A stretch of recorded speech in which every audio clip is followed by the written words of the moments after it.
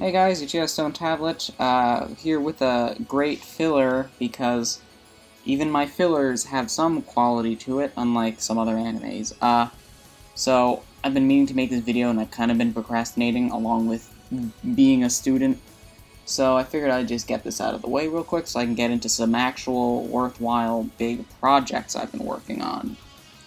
So, in this video I'm going to very quickly be going over why, in my opinion, the main continuity, if you had to choose one for Dragon Ball Super, would be the manga instead of the anime. First of all, Dragon Ball originally was a manga written by Akira Toriyama. It's a manga, first of all, and the anime was merely an adaptation of his manga. And it is stated on more than one occasion, at least that I know of, that the Dragon Ball Super Manga is in fact a continuation of the Dragon Ball manga, which already kind of puts above the anime, which, as if you've watched it, you would know it's a continuation of the Kai adaptation of the manga.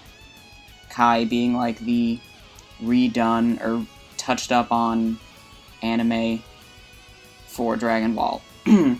We've got the fact that it's done by Toyotaro. Neither of them are done by Toriyama, but the thing is, the manga is done by Toyotaro, and he's a very big fan of Dragon Ball, and so his writing and his fighting and all of that, it stays true to the original series. If you read the original manga and you read this manga, you can see way more similarities. The gag humor is more similar than the anime would, and that's... I don't even know if that could be opinionated. It just seems like, well, one of them writes more like Toriyama, and the other writes like Toei. That shouldn't really be hard to figure out which ones I'm referring to in that manner. Toriyama has gone on file, he's gone on record to say he doesn't really have any complaints with the manga, that Toyotaro is doing a great job. And even when Toyotaro begged him to give him any criticisms, he literally was like, okay, I guess I'll nitpick something about your art, because everything else is so great.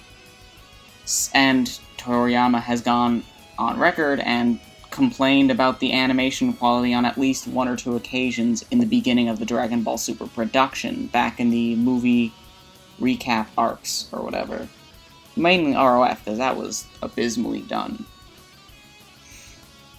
We've got the fact that, on a more minor note, it's more consistent in terms of, you know, the plot and scaling and all that. I'm sure not a lot of people care about that. But in the end of the day, if you're writing a series, not even just a manga, but anything, you want it to make sense, and the continuity should not conflict with itself. The manga does that less than the anime, at least. The anime messes up a lot, and I don't think anyone's going to deny that. The manga has its faults too, but the anime just is more worse for the wear.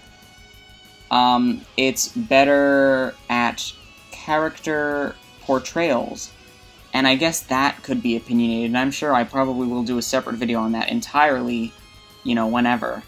But at least the way I see it, Toyotaro has a better understanding of how these characters should be written and how they would act under certain circumstances.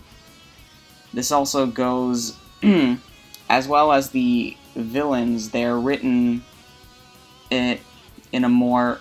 Well, okay, the anime hypes up the villains more. We've only had one real villain, or two, in the Future Trunks arc, but it doesn't really do anything better in that sense. Just because they have more screen time and they talk more and they boast more about their plans doesn't mean that they're better villains, if that makes sense.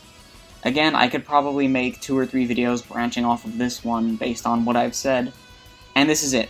Honestly, it's a filler episode. Though my next actual video will be up shortly, and by that I mean give it a week or two.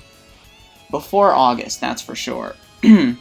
So anyways, guys, hopefully you guys are open to looking into it like this, because I know a lot of people will just flat out ignore the manga. Oh, the manga's not canon. That's not really how it works, even if you have to pick... Or even if you don't pick, you can't say the manga is non-canon entirely. That's just ridiculous. Anyway, thank you guys for watching. Next will be more Dragon Ball, because this was kind of a filler.